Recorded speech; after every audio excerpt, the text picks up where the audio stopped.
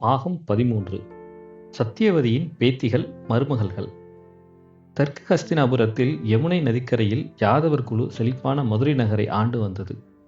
யாதவர் குழுவில் ஒருவரான சூரசேரனுக்கு பிரீத்தா என்று மகள் இருந்தாள். அவளை குந்திபோஜன் என்ற உறவினனை தத்தெடுத்து அவளுக்கு குந்தி என்று பெயரிட்டான். குந்திக்கு திருமண வயது வந்ததும் சுயம்பரம் ஏற்பாடு செய்தபோது கூடியிருந்தவர்களில் ஒருவரான பாண்டுவை அவள் கணவனாக தேர்ந்தெடுத்தாள்.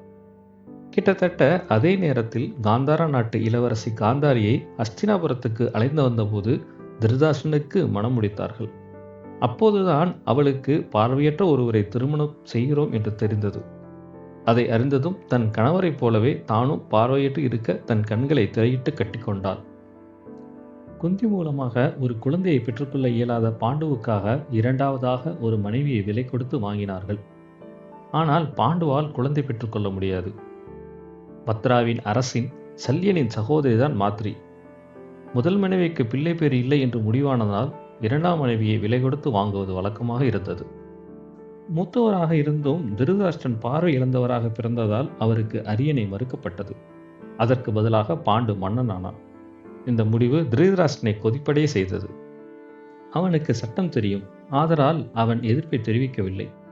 சில விதிகள் அவனை விசித்திர வீரனின் மகளாக ஏற்றுக்கொண்டாலும் சில விதிகள் அதற்கு மாறாக இருந்ததால் அவனால் அரியணை ஏற முடியவில்லை.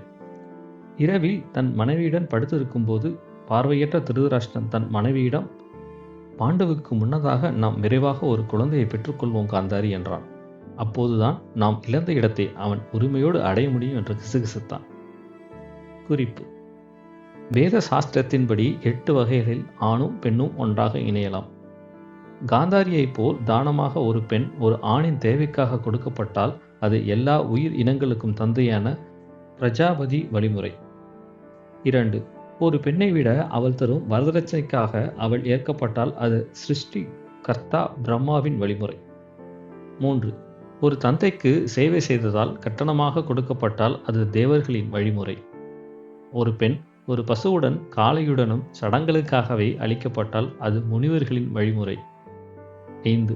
ஒரு பெண் சுதந்திரமாக தன் கணவரை தேர்ந்தெடுத்து கொண்டால் சகுந்தலை குந்தையைப் போல அது கந்தர்வ வழிமுறை. 6. மாத்ரி வாங்கப்பட்டது போல் விலை கொடுத்து வாங்கப்பட்டிருந்தால் அது பாதாளத்தில் செல்வத்தை சேர்த்து வைத்திருக்கும் அசுரர்களின் வழிமுறை. 7.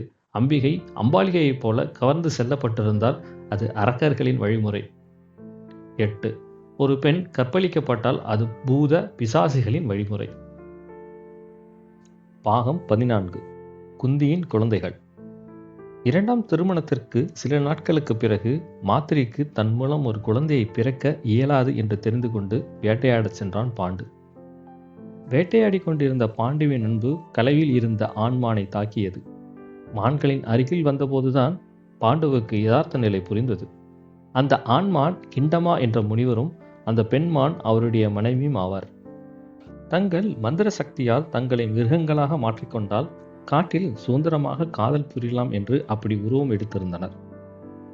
இறப்பதற்கு முன் கிண்டமா முனிவர், ஒரு ஆண் ஒரு பெண்ணுடன் காதல் புரிவதை நீ தடுத்து விட்டாய். உனக்கு காதல் சுகம் என்பதே தெரியாமல் போகட்டும். எந்த பெண்ணையாவது நீ தொட்டால் உடனே இறந்து போவா என்று சாபமிட்டார். ஒரு குழந்தைக்கு தகப்பனாக முடியாதவன் அரசனாக முடியாது என்று வருந்தினான் பாண்டு. அதனால் அவன் ஹஸ்தினாபுரத்துக்கு திரும்ப மறுத்தான். சசத்ருங்க வனத்தில் முனிவர்களுடன் ஒரு சன்னியாசியைப் போல் வாழ்க்கை நடத்தினான். இந்த செய்தி ஹஸ்தினாபுரத்தை எட்டியதும் அவன் மனைவிகள் அவனுடன் இருக்க விரும்பி வந்தனர். அவன் மௌரபுரி தரித்து பிற முனிவர்களுடன் வசிப்பதை கண்டனர்.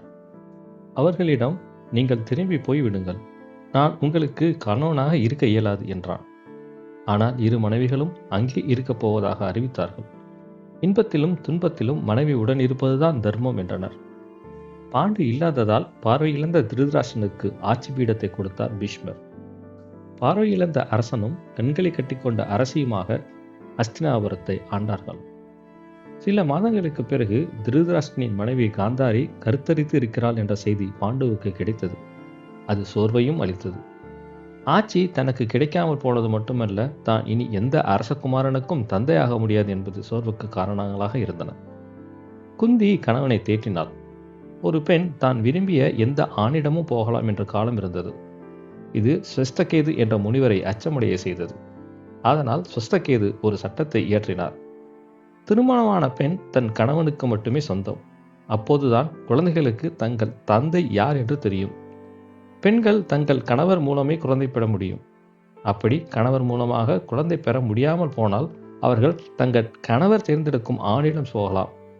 அவர்களுக்கு பிறக்கும் குழந்தை கணவனுக்கு பிறந்தவையாகவே கருதப்படும். ஆதலால் பாண்டு இந்த விதியை பயன்படுத்திக் கொள்ள முடிவு செய்தான். அவன் ஒரு முனிவரை தன் மனைவியிடம் வரவழைக்க நினைத்தான். அதற்கு குந்தி, நான் சிறு பெண்ணாக இருந்தபோது துர்வாச முனிவர் எங்கள் வீட்டுக்கு வந்தார். என் தந்தை அவருடைய தேவைகளை கவனிக்க என்ன ஏற்பாடு செய்தார். என்னுடைய பக்தியையும் சேவையும் கண்ட முனிவர், நான் எப்போது வேண்டுமானாலும் தேவர்களில் ஒருவரை அழைத்து உடனடியாக ஒரு குழந்தையை பெற்றுக்கொள்ளலாம் என்று வரமளித்தார். எனவே நீங்கள் விரும்பும் எந்த கடவுளையும் வேண்டிக் கொண்டு நான் ஒரு குழந்தையை பெற்றுக்கொள்ள முடியும் என்றார்.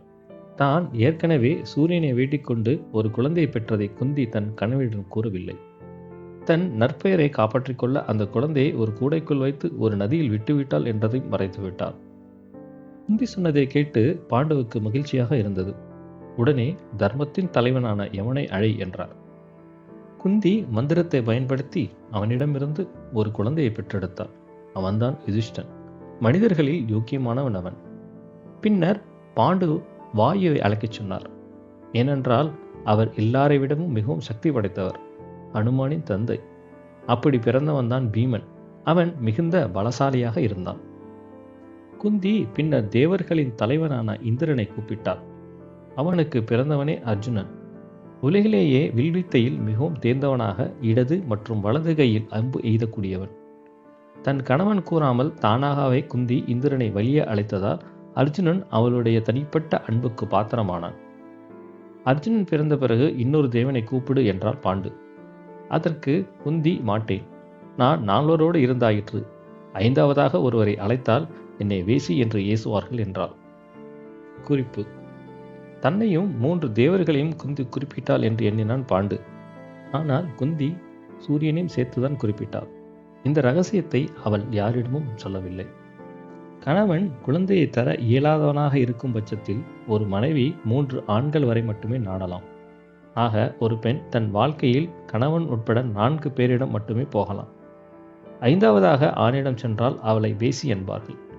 பின்னர் இது இதிகாசத்தில் இந்த சட்டம் முக்கியத்துவம் பெற்று குந்தி தன் மகன்கள் 5வரையும் திரௌபதியை மணக்கச் செய்தார். வேத மந்திரங்களின்படி திருமணத்தின் போது ஒரு பெண் முதலில் சந்திரனுக்கு மணமுடித்து வைக்கப்படுகிறார். பின்னர் கந்தர்வர்களான பிஸ்வாவசுக்கு, பிறகு எல்லாவற்றும் புனிதமாக்கும் அக்னி தேவனுக்கு, கடைசியில்தான் அவள் உண்மையான கணவனை மணக்கிறாள். இதனால் தான் சமூகத்தில் ஒரு இந்து பெண் மறுமணம் செய்து கொள்வது தடுக்கப்படுகிறது.